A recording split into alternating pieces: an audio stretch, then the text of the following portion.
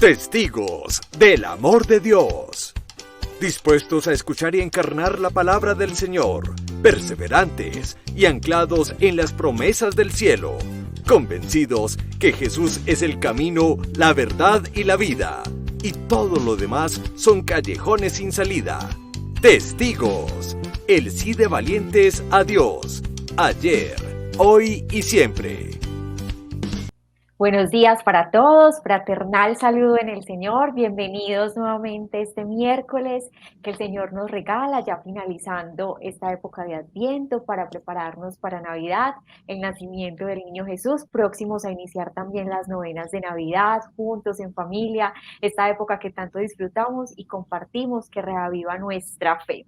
El día de hoy tenemos a una invitada muy especial, el Señor siempre se faja y nos sorprende con los invitados que trae a este espacio, porque son sus palabras, es su Santo Espíritu hablando a través de cada una de las personas que está aquí con nosotros, y sabemos que es así, porque Él es el que con cuerdas de amor y lazos de ternura nos quiere invitar a cada uno de nosotros a que abramos nuestros oídos, dispongamos el corazón y que dejemos que esa semilla que Él el día de hoy está sembrando se quede en lo profundo de nuestro corazón y pueda dar frutos en nuestra vida. Por eso quiero darle entonces la bienvenida en esta mañana a Cindy. Hola Cindy, ¿cómo Hola, estás? hola, Joa, muy bien, gracias a Dios. ¿Y tú? Súper bien, gracias a Dios y muy contenta de que nos estés acompañando. No, gracias a ti, Joa, por la invitación. La verdad es una bendición estar aquí. Yo pienso que el Señor siempre lo pone a uno donde tiene que estar y es un regalo, más que un servicio. Yo sé que es un regalo para mí de parte del Señor y más en esta época que estamos próximos a la Navidad a recibirlo a Él. Qué más regalo que estar contando lo que Él ha hecho en mi vida. Así es, bueno, yo les quiero contar que Cindy es de la casa, porque generalmente cuando uno está casado con alguien que es una sola carne, entonces ustedes son de la casa. Y es que Cindy es la esposa de Miro, que Miro Muy es la bien. persona que más tiempo lleva aquí en Amén Comunicaciones, que conoce al derecho y al revés todos los procesos, y que hace unos días, hace ya algunos meses, nos estuvo acompañando también compartiendo su testimonio, y que hoy por gracia de Dios pues está su esposa Cindy compartiendo también las maravillas que el Señor ha hecho en su vida. Entonces, bueno, así que si tienen alguna pregunta, bueno, se la dejan por ahí a Cindy. Sí, con tal de que no sea nada técnico, que si no me llegó el evangelio, no, esas preguntas no. Así es. Bueno, Cindy, yo quiero que nos empieces compartiendo todo tu proceso de fe, desde pequeñita, desde que estabas así en tu familia, cómo era tu familia, cómo creciste en la fe. Bueno, Joa, pues a ver, te cuento que la verdad mi familia siempre fue o ha sido una familia súper católica. Tengo tías que son monjitas, tías que son lectoras en la parroquia, tías que cantan en las parroquias, entonces siempre crecí muy rodeada como de todo el tema de la iglesia, de ir y ver a mis tías normal en el altar sirviendo. Pero creo yo que fue como un proceso, de pronto yo estaba ahí, pero también era muy reacia de pronto como a ciertas cosas de la parte de la iglesia, porque a veces uno en su niñez y en su adolescencia más que todo, que ya empieza como la época un poco de la rebeldía, empieza como a decir, ay no, eso no, qué oso, ay no, yo no voy a estar ahí, entonces era como mi familia en cierta medida como, ay, mira este grupo juvenil, o ay, mira, van a hacer un retiro espiritual, y yo como que, no, eso conmigo no, pero siempre crecí rodeada de hacer el rosario todos los días, recuerdo que hacía el rosario todos los días con mi abuela, yo fui en cierta medida criada por mi abuela y por una tía materna, entonces hacer el rosario todos los días, en las noches, siempre la oración en la mañana, la Eucaristía del domingo que no podía faltar, porque si no era prácticamente como que ya te vas a condenar si no vas a misa el domingo, entonces era como siempre ese ver a mi abuela, que también fue muy bonito ver a mi abuela en las tardes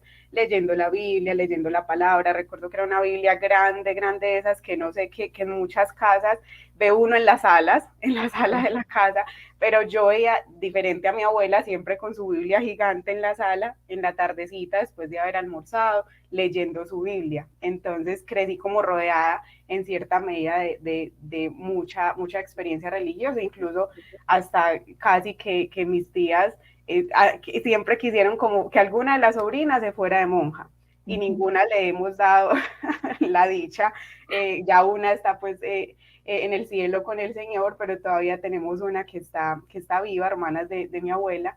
Entonces todas eran, ay no, ¿cuál se irá con nosotros? ¿Cuál se irá? Y ninguna, hasta el momento ninguna.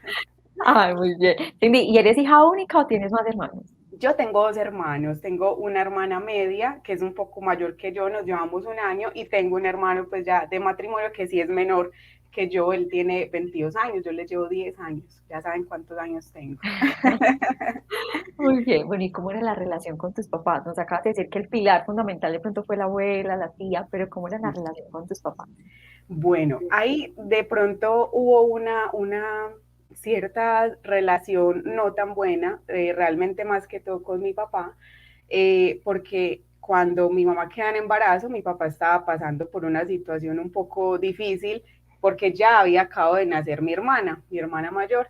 Entonces, él cuando se entera pues de que mi mamá estaba en embarazo, ellos no tenían como una relación pues seria, sino que eran como de salidas, así. Entonces él no me reconoció en el momento, o sea, en el momento no estuvo conmigo, mi mamá tuvo que ocultar el embarazo, eso me enteré ya ahorita estando muy grande, tuvo que ocultar el embarazo cierto tiempo, porque obviamente pues la mamá soltera, porque todas mis tías en su matrimonio, todas pues tuvieron sus hijos dentro del matrimonio, mi mamá era la única que de pronto fue como esa mamá soltera, y ya es hasta los 3, 4 meses de nacida que mi papá empieza pues como a tener cierto acercamiento hacia mi mamá, a tratar pues como de ayudar con la familia pues de mi papá, también algunas tías, estando pues como pendiente, pero entonces eso fue como generando en mí un cierto vacío, un cierto rechazo desde antes de nacer, y mis papás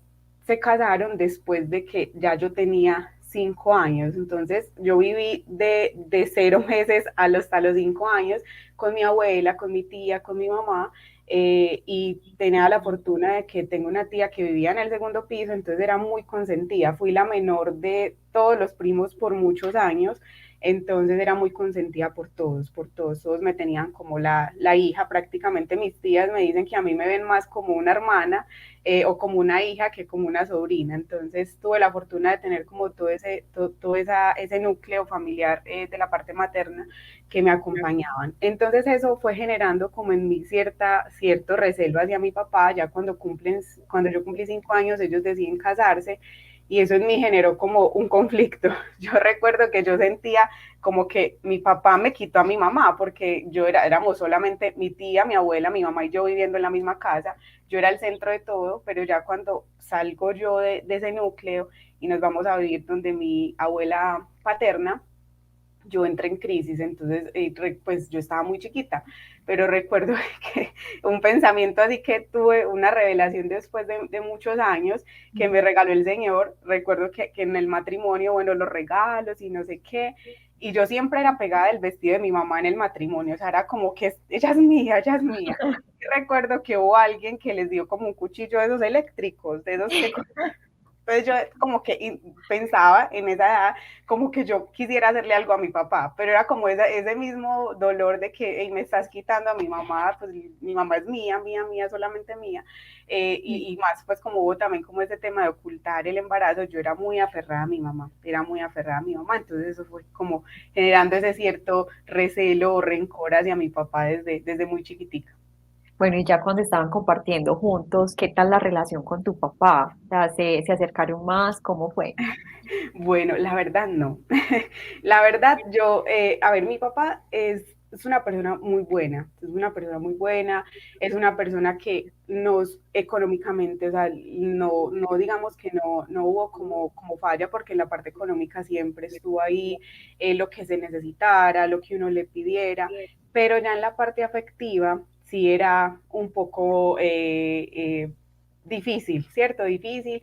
Además, mi papá tuvo una etapa de su vida donde fue alcohólico, gracias a Dios pues ya no lo es, pero hubo una etapa muy difícil que él era alcohólico, entonces a mí me tocaba ver cómo llegaban las madrugadas, borracho, también en esa época hubo mucho maltrato, tanto psicológico como físico hacia mi mamá, entonces fui creciendo como con todo ese rencor y toda esa rabia, y me volví como la defensora de mi mamá. me volví como la defensora de mi mamá y todo el tiempo era, ella es muy vulnerable, ella no es capaz de defenderse, pero yo sí, porque en cierta medida yo siempre he tenido un carácter más bien fuerte y como que no me la dejaba montar de mi papá, ¿cierto? Entonces él conmigo como que no podía, pero la relación nunca fue buena, nunca fue una relación sana. Incluso yo digo, pues ahorita ya de forma como jocosa, ya uno, esas cositas que van pasando, ya el Señor le va dando a uno la gracia como de sanarlas y perdonarlas, pero yo decía, yo recibo de pronto un abrazo de mi papá el 31 de diciembre y el día de mi cumpleaños. Es en los únicos momentos que como que sentía como que ese afecto, pero recuerdo que era tanto de pronto como ese conflicto con él, que él llegaba, a veces no podíamos vivir en la misma casa, pero pasar semanas sin vernos porque él salía muy temprano, yo ya llegaba muy tarde, entonces yo apenas sentía que llegaba el carro, me escondía, o sea, me metía a la habitación, cerraba la puerta y me hacía la dormida, como que para no verlo, para no escuchar o para no tener como contacto con él, ya más que todo como en la adolescencia. Entonces sí fue una relación muy maltratada y muy lastimada por esas carencias. Ahorita yo pues ya uno es consciente de que él tampoco era responsable en cierta medida de todo eso, sino que él también, todos somos el resultado de una historia y él es el resultado de una historia. Entonces ya como que le da al Señor a uno la capacidad de verlo de una forma distinta, pero sí fue una relación muy herida, hasta ya muy grande fue que, y todavía estamos en proceso pues de sanación, pero hasta muy grande fue que empecé a ser consciente de que tenía que hacer un proceso de perdón con mi papá. Bueno, entonces hablando de esa relación herida, llega la adolescencia y cómo fue esa etapa, o sea, venías con toda la semilla de la fe inculcada por tu abuela. Bueno, nos dices que tuviste pues esa dificultad de enfrentar las situaciones, de defender a tu mamá, pero ¿cómo empezó Cindy a comportarse en la adolescencia? Bueno, en la adolescencia, como les comentaba ahorita, ya me volví un poquito más rebelde, ya uno entra como en esa etapa de la rebeldía, de querer, de creer que uno tiene agarrado el mundo con las manos de uno y que uno ya está grande y yo tomo mis decisiones y yo soy libre. Entonces empecé como a tener una confrontación, primero como con la parte religiosa, ¿cierto? Como que yo decía, yo no quiero ir a misa, pues era como lo más grande, yo no quiero ir a misa y era la cantaleta de mi mamá, claro, toda la semana, es el único espacio para dar gracias a Dios, que yo no sé qué, y yo, pero es que yo no quiero ir, entonces empecé como con ese conflicto, y yo ya estoy grande, yo tomo mis decisiones y yo no quiero ir, pues no quiero ir, ¿cierto? Entonces como esa parte religiosa. También empecé como ya en la adolescencia, en el tema de la rebeldía, pero yo digo que más que una adolescencia un poquito más avanzada, yo digo que yo me empecé como a rebelar más, era muy grosera, era muy altanera, no se me podía decir nada en la casa, pero más que todo con mi papá, porque era ese conflicto con el que tenía como el conflicto directamente, pero ya llega una etapa cuando salgo del colegio, porque en cierta medida no había tenido como la oportunidad antes de tener tanta libertad, porque yo estudiaba en un colegio lejos de mi casa, entonces tenía transporte, entonces el transporte, yo salía del colegio y el transporte ya me estaba esperando, entonces no tenía como la oportunidad de salir, pero en el colegio también empecé como a probar el licor, a tener como cierto acercamiento con el tema de la droga, de pronto con compañías que no eran las mejores, pero ya cuando llega la etapa de la universidad, yo me gradué muy pequeña, pues digo yo me gradué de 16 años y empecé a estudiar ahí mismo en la universidad y la universidad es un mundo totalmente diferente. Entonces empecé a la libertad, entonces empecé a tener mucho más contacto con ese tema del licor, con el tema también a veces incluso el tema de la droga, y con el tema que es una de las cosas más importantes dentro de mi proceso de sanación, que fue el tema de la sexualidad, porque en cierta medida yo, con todos esos vacíos, yo buscaba huir de mi casa, o sea, yo siempre buscaba la manera de no estar en mi casa. Entonces, si yo tenía clase de 8 de la mañana, y tenía un hueco buscaba las materias que fueran hasta las 6 de la tarde para poder quedarme todo el día en la universidad y tener la excusa, no, es que tengo un hueco muy grande, entonces tengo que quedarme todo el día en la universidad. Y ahí empecé como con esos contactos con amistades no tan buenas y empecé a querer llenar como ese vacío de las cosas que no encontraba en mi casa o de los conflictos que estaban en mi casa como huyendo de ellos. Dentro de ese núcleo de compañeros, de amigos, y empecé a tener como ya de pronto un tema de la parte emocional, a sentirme como compensada. Entonces yo sentía como que es que aquí sí me siento bien, es que aquí sí me siento querida, aquí mis compañeros me dicen, ay, tan buena gente, ay, tan linda, ay, tan no sé qué. Entonces empecé como a sentir que eso me llenaba y eso me empezó como a ir llevando a tener y a conocer personas y a tener una sexualidad muy desordenada, porque quería como llenar ese vacío que tenía en esas personas con las que tenía contacto. Entonces yo digo que yo era muy enamoradiza, o sea, yo era como, me miraban y ya, me ama, o sea, me ama y lo amo. Entonces era como esa necesidad como de sentirme querida, entonces cualquiera que me mostrara cualquier poquitico de afecto, yo decía, no, ya, este es. Y quizás lo más grande que uno entregaba era eso, porque era como la manera de decir, bueno, sí, vamos a estar juntos, entonces ya, estamos bien, él me ama o él me quiere, pero realmente no era así. Entonces eso me fue llevando como a ese tema de tener una sexualidad supremamente desordenada. Cindy, ¿hasta qué época de tu vida duró este episodio de desorden y de descontrol, Bueno, por decirlo de algún modo? bueno, más o menos hasta los 19, 20 años, yo soy muy mala para las fechas, la verdad, malísima. A mí me dicen que qué tal fecha, no, soy mala, más o menos hasta los 19, 20 años. Yo recuerdo que ya estaba como un poquito más avanzada de la universidad, o sea, ya había pasado la mitad de la carrera. Entonces, recuerdo que yo empecé, eso fue como más o menos en un octubre.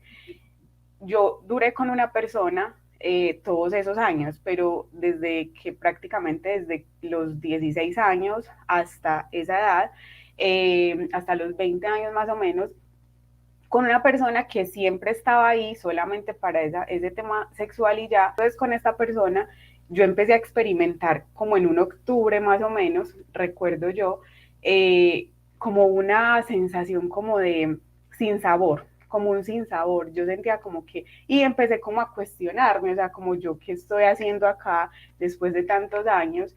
¿Qué estoy esperando? ¿Qué estoy esperando? Pero sin embargo yo no le paré como bolas a eso, seguí con mi vida normal, seguía estando con esa persona, pero no le presté atención como a ese llamado que yo sé, ya después fui consciente que era el Señor haciéndome como ojitos, le digo yo, haciéndome ojitos desde antes. Y ya en el siguiente año, recuerdo que una prima que quiero mucho y que le tengo demasiado agradecimiento por mi proceso espiritual, ella estaba pasando por una situación bastante compleja, una depresión, y empezó a invitarme a un grupo de jóvenes. Y entonces yo la miraba como que yo estás enloquecida, un grupo de jóvenes, estás loca. Un sábado a las 7 de la noche y yo, no, estás loca, yo es en serio.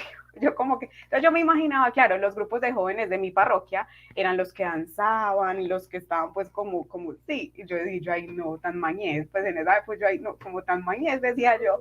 Entonces yo me imaginaba como ese concepto de grupo de jóvenes al que me estaba invitando mi primita, y ella súper insistente, vamos este sábado, y yo no, yo me le decía a lo que yo sí, hágale, pues vamos, no, pero dentro de 8 días, entonces siempre como dilatando, hasta que ya llegó el punto que recuerdo yo, y yo digo ahorita que el Señor sabe también cómo lo atrae a uno, y me dijo, ay no, un día dentro de la conversación, allá van manes tan lindos, y yo, ah sí, muy Le bien, dio tiro al blanco.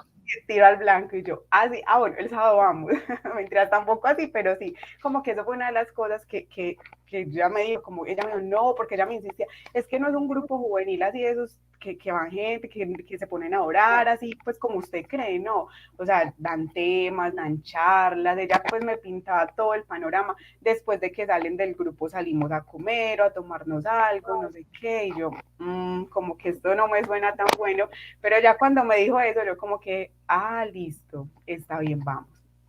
Justamente cuando fui, recuerdo que efectivamente había niños muy lindos, entonces yo como que eso me atrajo, pero recuerdo que ese día justamente era un testimonio de una niña que estaba contando su historia, su pasado, su presente, todas las situaciones que había pasado, y yo sentía que me estaban contando mi historia, o sea, yo miraba a mi primita y yo como que miraba hacia atrás como cámara escondida, pues yo como que es increíble que esta persona esté contando todo lo mismo que yo he vivido, experimentado, he pasado.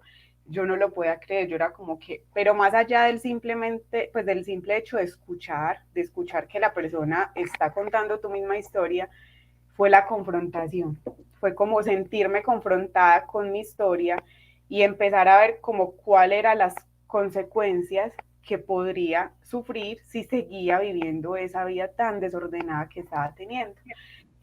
Porque ella lastimosamente pues sí tuvo que pasar por unas situaciones que gracias al Señor yo no pasé, pero que eso me confrontó y el Señor, eso es lo más maravilloso que hace, que Él te atrae, tú lo decías ahorita, Él te atrae con lazos de ternura, con hilos de amor, pero Él es un caballero y Él nunca va a querer irrumpir de forma agresiva frente a tu proceso.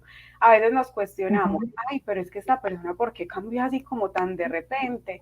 Como hay otras personas que se quedan toda la vida en el mismo proceso, perdonando a una persona o sanando una situación concreta.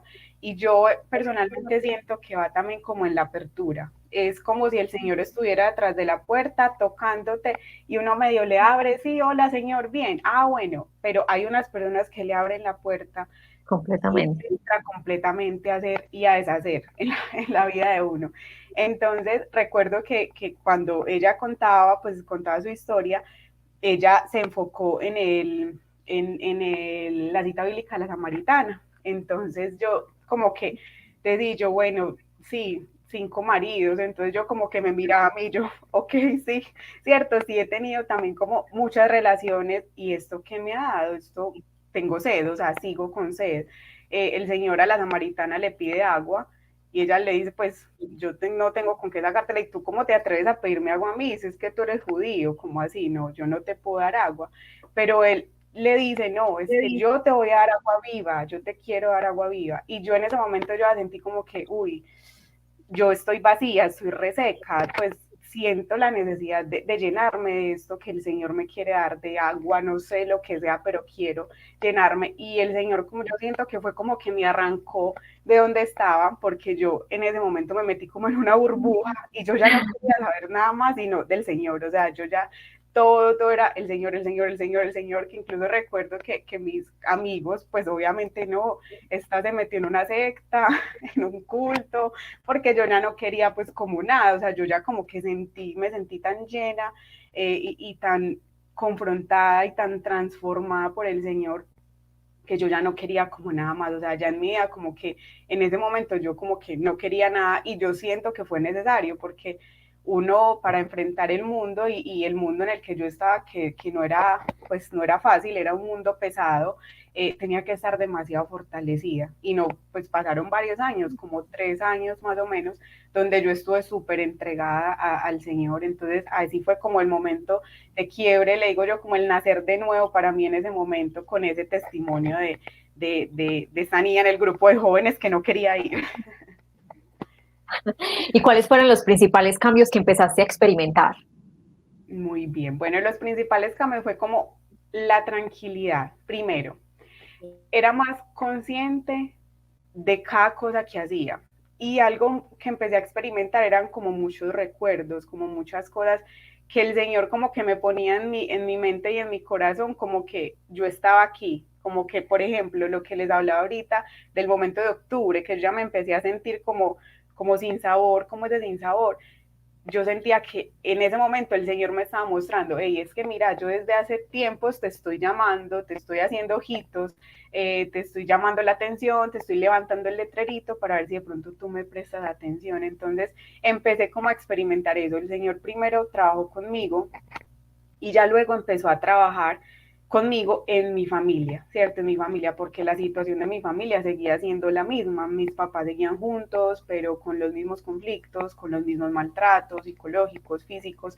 Mi papá pues ya no consumía alcohol, pero en cierta medida tenía otras cosas, otras adicciones, su trabajo, el tema también como de la parte económica, descuidaba pues por completo a nosotros como familia. Mi familia éramos prácticamente mi hermano, mi mamá y yo. Entonces el Señor como que me iba llevando como a tener un mejor trato con mi mamá, un poco más de misericordia. Con mi papá me costó obviamente mucho más, con mi hermanito, como tratar de ser consciente de que él también estaba sufriendo, de que él también estaba pasando por una situación complicada. y lo más importante era la paz que yo experimentaba cada que oraba, cada que sentía al Señor, el disfrutarme, estar en un santísimo, que yo recuerdo que yo llegaba a la misa y me arrodillaba, pero porque yo veía que mi abuelita se arrodillaba, pero yo me acuerdo que yo ni sabía en el ofertorio qué rezar, yo veía que mi abuelita como que hacía una oración y yo, bueno, yo me sentaba y yo, bueno, Señor, gracias, pues como cualquier cosa que me surgiera en el momento, pero no era esa conciencia de que el Señor está vivo y actuante y real en la Eucaristía. Entonces, me sentía que el Señor como que me jalaba, o sea, era algo increíble. Yo recuerdo que yo iba a la universidad, yo estudiaba en el Poli, y cerca del Poli, en Patio Bonito, hay una parroquia que tiene el Santísimo expuesto todo el día. O sea, yo salía de clase y yo sentía como esa necesidad de irme para el Santísimo a orar y sentía esa paz y entregarle todo y esa tranquilidad frente a todas las situaciones no cambiaban, eran las mismas, la realidad en mi casa y en mi familia era la misma, pero la forma de ver las cosas frente a esa situación, el Señor le da a uno una mirada totalmente distinta y uno experimenta en medio de eso paz. Bueno, y entonces terminaste con la relación que tenías. ¿Qué pasó? Sí, ya, yo corté con todo. Entonces yo corté del todo, me alejé de todo el mundo, empecé a servir en el grupo juvenil en el que estaba, empecé a hacer pues como otros procesos de apostolado, de servicio, y en medio de ese servicio recuerdo que había una persona que allá a mí me atraía mucho, fue uno de los que vi la primera vez que fui al grupo juvenil, entonces yo decía, hola, sí, y me enamoré de él, ¿cierto? Como que uno se enamora, pero yo ahorita digo no de él, sino como del Señor en él, como de lo que había en él, esa parte espiritual, y yo decía, yo quiero ser como él, o sea, me parece tan bonita la forma en que habla, la forma en que ora, la forma en que predica. Entonces recuerdo que yo en ese santísimo que quedaba por la universidad, le oraba al Señor, y le oraba concretamente por esa persona. Entonces yo le decía, Señor, no, es que es tan bonito, no sé qué, yo quiero, es que yo siento que yo soy para Él y Él es para mí. En esos momentos pues de oración, y recuerdo que una vez el Señor en medio de oración, eh, yo no sé, yo sé que tú lo has experimentado y quizás muchas personas de las que están viendo el programa lo han hecho también, quizás otras no, pero cuando uno siente que el Señor le habla, uno siente que el Señor como Total. que le dice algo y uno le dice, pero ¿cómo vas a escuchar que Dios te habló? Yo no sé, pero uno siente que el Señor le habla. Entonces recuerdo que en medio de esa oración yo sentí, o el Señor me dijo, lo que yo sueño para ti es 1000 veces mejor de lo que tú estás soñando, concretamente en esa parte emocional. Entonces yo como que, como que eso me confrontó, como que yo pidiéndole cosas que realmente yo no sé si sean buenas para mí, solamente el Señor sabe lo que ya tiene escrito en tu vida y en mi vida, y lo que tiene para ti y para mí. Entonces, a partir de ahí empezó como ese proceso de soltar ya esa parte del todo como emocional, y ya dije, ya no más, ya no más. Recuerdo que incluso en esa época estaba la moda del anillo de la castidad, del anillo de castidad, no sé si de pronto lo recuerdas, esa época.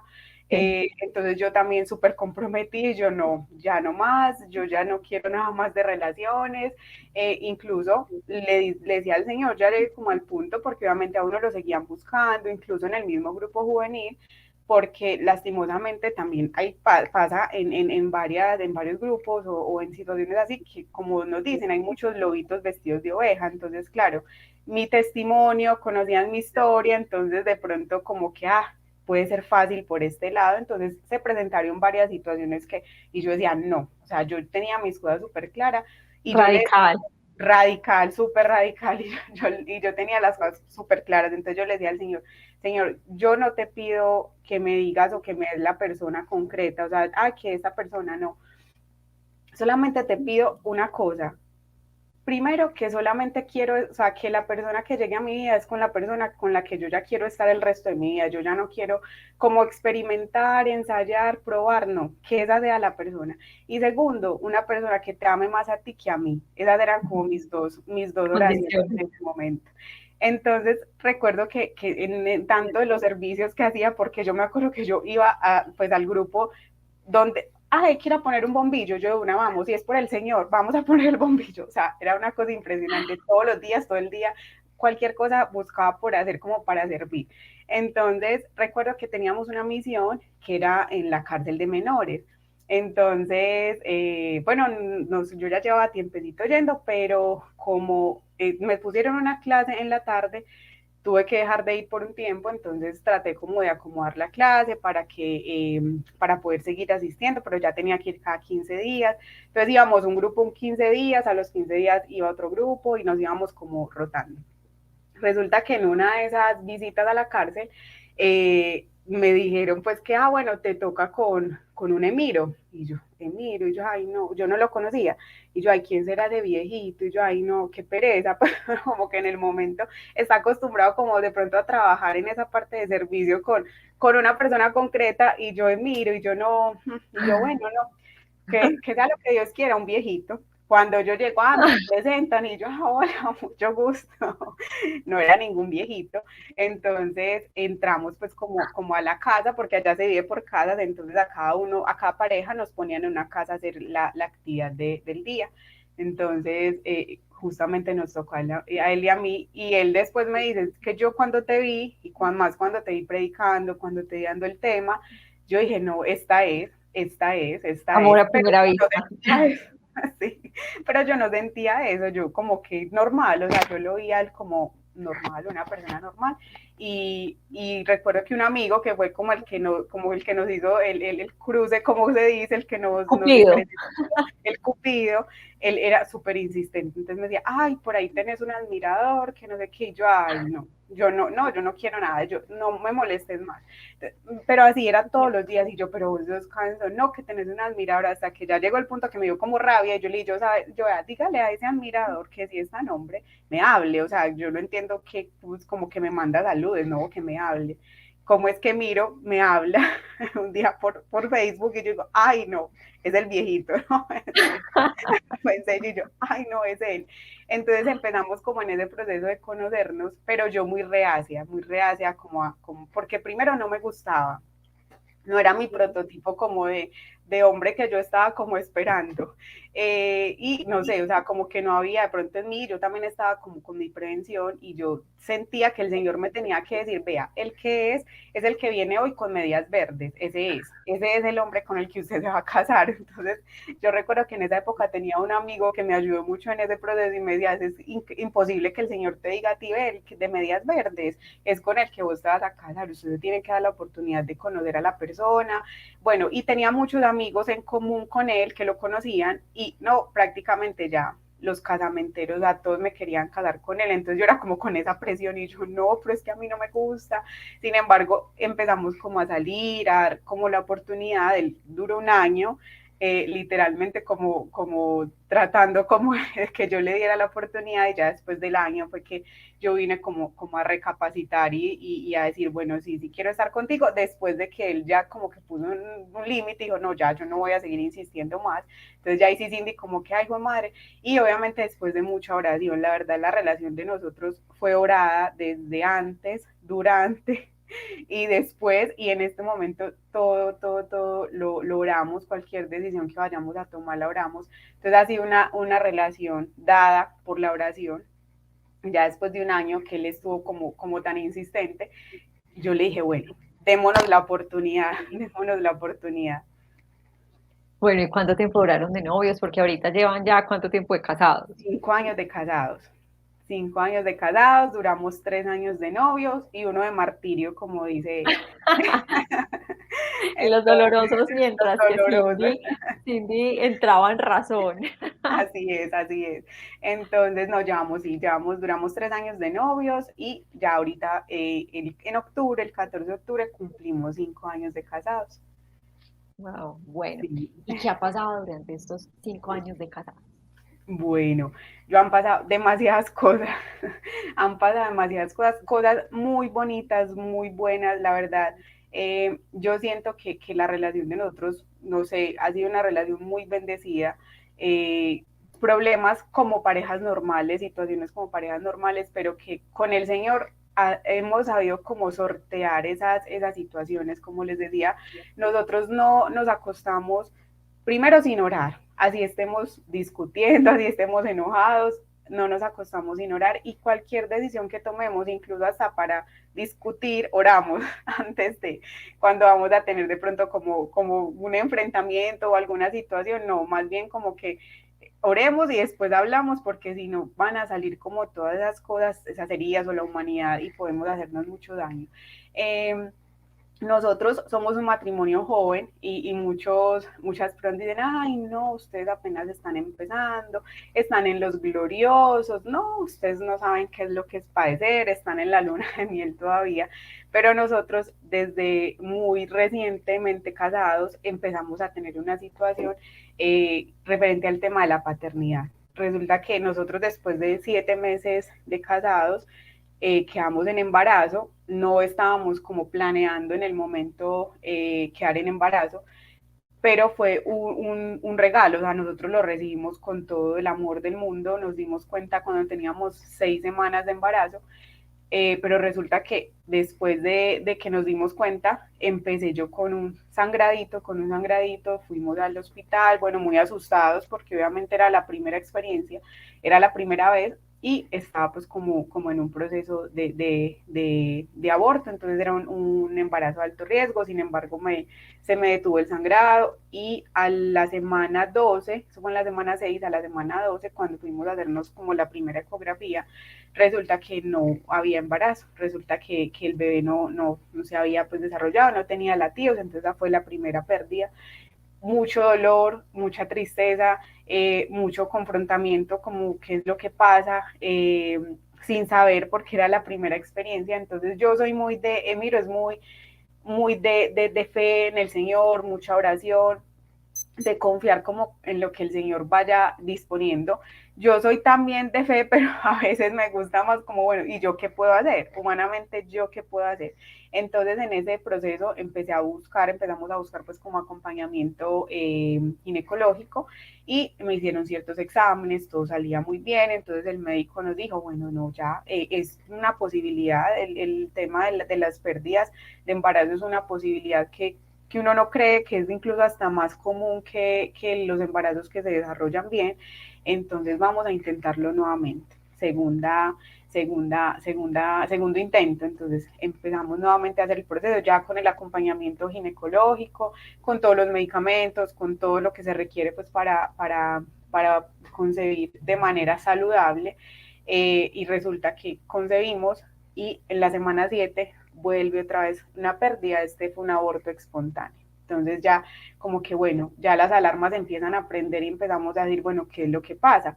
¿Qué es lo que está pasando? ¿Seré yo? Uno como mujer de pronto se siente un poco más responsable y más culpable a veces frente a esa situación. Entonces continuamos como con esas búsquedas, el ginecólogo, un amor, nos acompañó como todo el proceso, buscando hasta lo que no tenía que buscar. Entonces ya llegamos, nos vuelve a decir, no, ustedes están bien, ya hicimos todo lo de rutina, hay que intentarlo nuevamente. Intentamos nuevamente, eso fue en el 2019, en el año 2019, y nosotros no tenemos, digamos, como problema de concepción, nosotros quedamos pues yo que en embarazo es súper rápido, es súper fácil, el tema es el desarrollo del embarazo. Entonces, en ese tercer embarazo, todo marchaba súper bien, nada de sangrado, obviamente uno con el miedo, entonces yo ni me movía, yo era como que, ay, sí, va a pasar, y uno queda como con ese rayón o ese trauma de que cualquier sensación uno dice, ya, estoy ya con sangrado, ya no, ¿qué pasa? Entonces, en ese proceso, gracias al Señor, nos dio la oportunidad de disfrutar el embarazo hasta la semana 20. En la semana 20 todo súper bien, nada de sangrado, el bebé súper bien.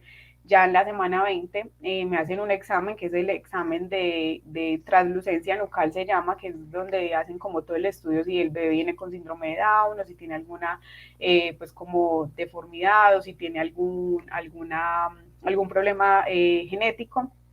Entonces nos hacen la ecografía y en la ecografía el médico era como que sí, como que miraba de más y yo ya como que me empezaba a preocupar y yo miraba y mire, y yo, ¿qué está pasando? Si todo estaba súper bien, Dios mío, entré como en esa crisis y el médico no nos decía nada, bueno, ¿qué pasa? Entonces ya el médico llama a otro médico, eso es una situación súper angustiante porque uno es como que no le dicen nada, ellos hablan en términos que uno no entiende, entonces llama a otro ginecólogo y le dice, no, efectivamente sí hay algo, entonces ya él nos hace pues como el proceso de decirnos que el bebé venía con varias deformidades, venía pues como con el corazoncito mal, que no se le estaba desarrollando bien, entonces nos da como la opción, vamos a esperar un mes más para otras 4 semanas para mirar si el bebé nos estaba desarrollando como debía ser, o sea, en tema de tiempo estaba más pequeño de lo que debía estar.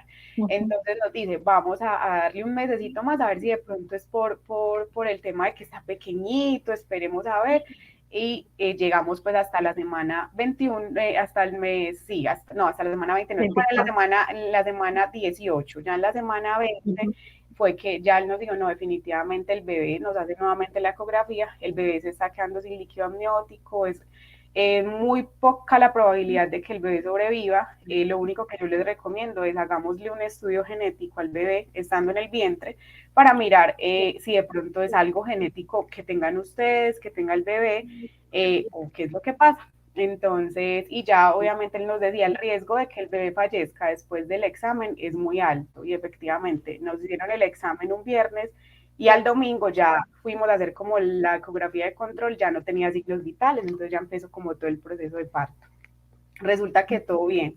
Examen genético de él bien, examen genético de Miro bien, examen genético mío bien, todo súper bien, no pasaba nada. Entonces los médicos como en esa incertidumbre, ¿qué es lo que está pasando? ¿Qué es lo que está pasando?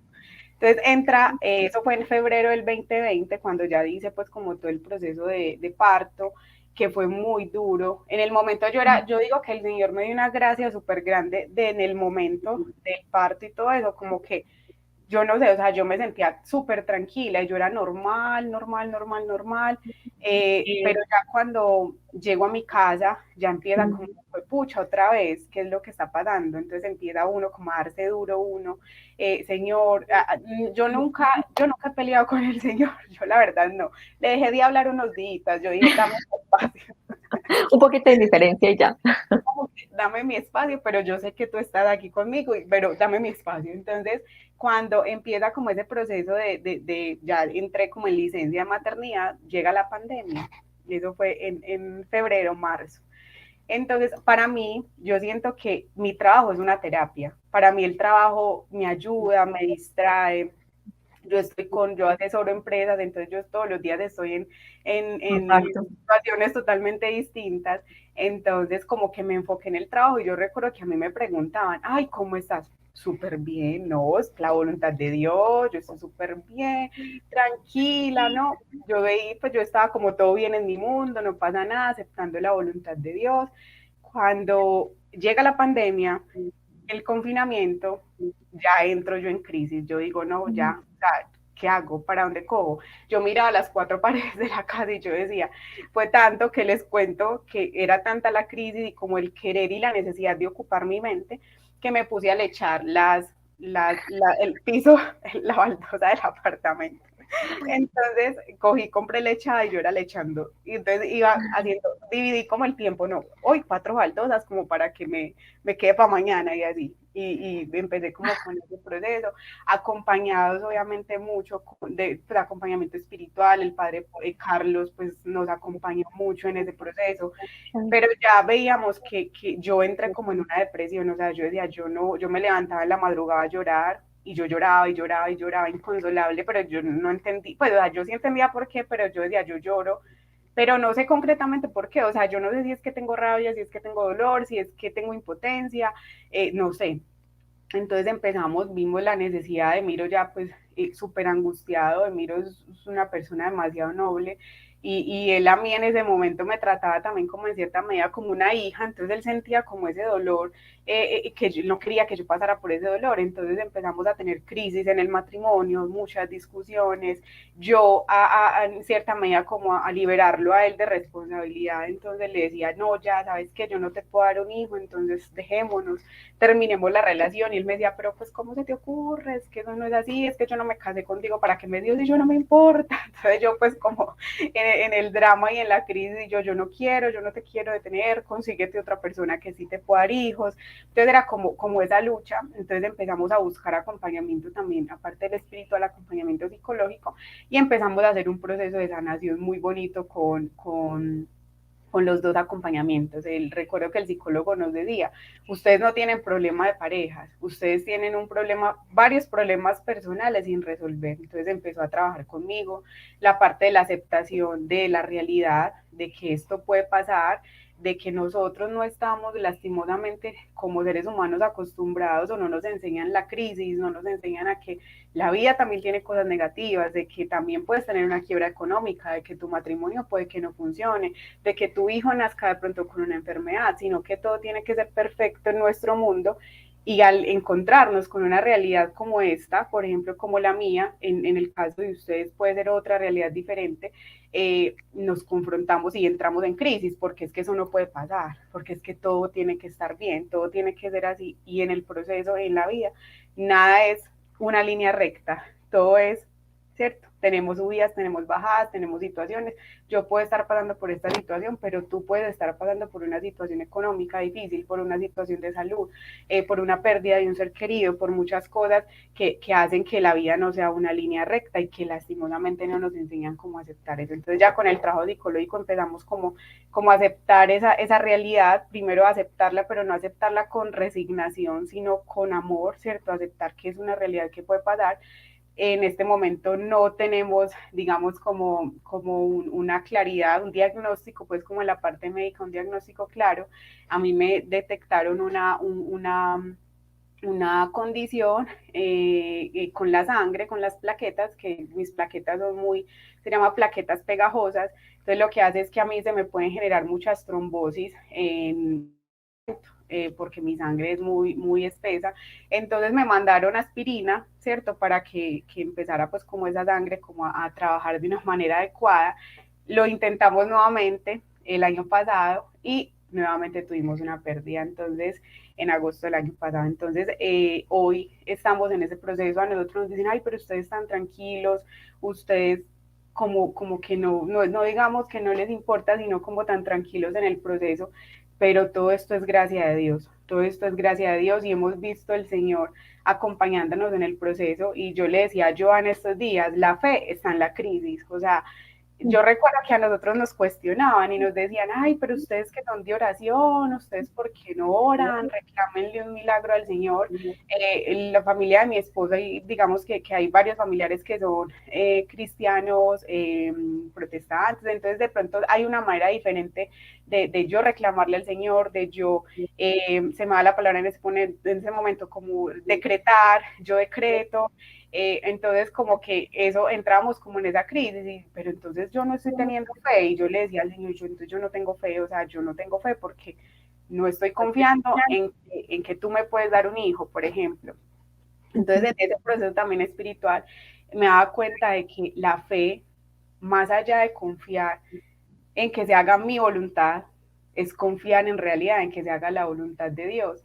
Y traigo a colación lo que me dijo hace algunos años, de lo que yo sueño para ti es 1000 veces mejor de lo que tú sueñas, de lo que tú estás soñando. Y quizás uno desea, nosotros tenemos el deseo y tenemos la esperanza de que el Señor nos mostrará, pero lo más importante es que en medio de cualquier situación que se pueda presentar, que el Señor nos dé la paz de aceptarla, no con resignación, sino con amor, sea lo que pase. A nosotros nos dicen, no, pero inténtenlo, incluso ya nos han dicho, no, con fecundación in vitro, bueno, con un montón de cosas, y yo digo, no, el Señor en este momento no nos ha puesto en el corazón como qué debemos hacer, y prefiero confiar en la voluntad del Señor. Y qué más acto de fe que confiar en la voluntad del Señor, así no sea mi voluntad, así no sea mi deseo. Entonces, en este momento estamos yo como de toda la realidad del matrimonio.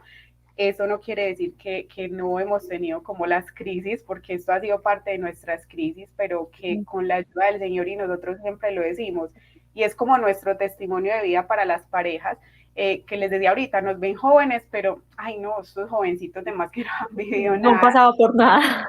no por nada, es eso, o sea, una relación, si no es con el Señor en medio, es muy difícil tener una relación hoy en día sin la ayuda del Señor, pues lo decimos nosotros como desde nuestra experiencia. Cindy, muchas gracias, porque de verdad nos has dado una enseñanza de lo que realmente significa la fe. Uno muchas veces cree que tiene fe, pero se da cuenta que si es siempre y cuando todo le sonría, si todo Así, está color de rosa, pero cuando llegan las pruebas, la dificultad, entender la voluntad de Dios, es allí donde está la fe. Y eso es lo que ustedes han vivido, una purificación en la fe impresionante. Y gracias porque nos lo han enseñado en esta mañana a cada uno de nosotros. no, yo con todo el amor. El Señor no hace nada sin una razón y yo pienso que el Señor también, yo no soy, digamos, como tan partidaria de decir que el Señor permite las cosas o que Él manda las cosas, no, porque esta es la vida, o sea, yo digo como algo, esta es la vida, o sea, yo digo que el Señor no es responsable de mi condición, en el caso de mi condición del tema de la sangre, lo que les contaba, pero es como uno en medio de esta realidad de la vida que a todos nos pasa, como nosotros en vez de quedarnos en la crisis, de quedarnos llorando, lamentándonos, que obviamente somos humanos, hay que hacer el proceso, yo lloré, yo peleé con el Señor, yo le dejé de hablar unos días, le reclamaba, ¿cierto? Pero porque eso es lo humano, y lo humano hay que aceptarlo, uno tampoco puede ir por la vida como que no, todo está bien en mi mundo y no le paro bolas como a lo que me pasa. Pero es en medio de esa crisis, en medio de ese dolor, como nos agarramos de la mano del Señor, Señor, estoy teniendo esa situación, me duele, me genera, pero ayúdame a tener paz en medio de esto, ayúdame así yo no entienda, así yo no sepa qué va a pasar en un futuro, no sepa qué va a pasar con esta situación, dame la paz de aceptar con amor esta realidad. Bendito sea Dios, sí, y sobre todo que la importancia de la oración, o sea, que ustedes nos digan que no hay un día, pese a lo que estén enfrentando, que no haya una oración en medio de ustedes. Y eso es definitivamente lo que los ha sostenido y los va a seguir sosteniendo, porque Amén. claman al Señor en medio de la dificultad para que Él renueve las fuerzas. Así es yo. Bueno, sí, entonces quiero invitarte a que me elijas uno de los colores que tengo aquí atrás para Muy que bien. leamos la promesa que tiene el Señor para ti en esta mañana. Bueno, yo voy a escoger la que está como en la esquinita al lado del nacimiento, al lado izquierdo. Es como cafecita, como Sí, esa. esta Ajá, exacto. dice, Santiago 1:12. Dichoso el hombre que soporta la prueba con fortaleza, porque al salir aprobado recibirá como premio la vida, que es la corona que Dios ha prometido a los que lo aman. Amén. Hermoso, hermoso esta promesa. Qué más regalos, sí. Santiago Así es. 1:12. Cindy, muchas gracias. Te mando un fuerte abrazo a ti, a tu esposo, a Emiro. Que todos los sueños y los proyectos siempre estén acordes a la voluntad de Dios, porque Él tiene planes para bien y no para mal, a fin de darnos siempre un futuro lleno de esperanza. Amén, yo amén. Así va a ser. Y gracias a ti también por la invitación, al Señor por permitirme estar aquí y por permitir también a Emiro, a través de mi historia, contar porque él también contó, como decía ahorita, su testimonio. Entonces, como que a través de esta historia que les cuento también como conocer un poquito más y ver que el Señor actúa perfectamente en la vida de todos desde que le dejemos abrir la puerta, desde que le abramos la puerta para que Él haga con nosotros lo que quiera. Amén. Dios te bendiga, Cindy. Dios bendiga a todas las personas también que nos estuvieron acompañando. Los invito de verdad de corazón a que compartamos ese testimonio con las personas que sepamos y creamos lo necesitan.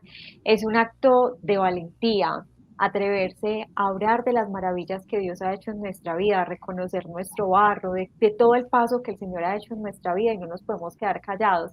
Y por eso quiero agradecer a todas las personas que nos han acompañado durante todo este año y de manera especial hoy a Cindy, que nos ha tocado el corazón. A mí de manera especial, pues me ha tocado el corazón y sé que a través de estas palabras que es el mismo Dios hablando, sé que quiere nutrir y quiere ayudar a muchas personas.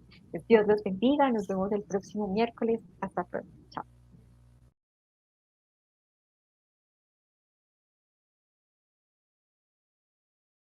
Dale clic en me gusta, suscríbete si aún no lo has hecho y selecciona la campanita para recibir las notificaciones de los nuevos videos.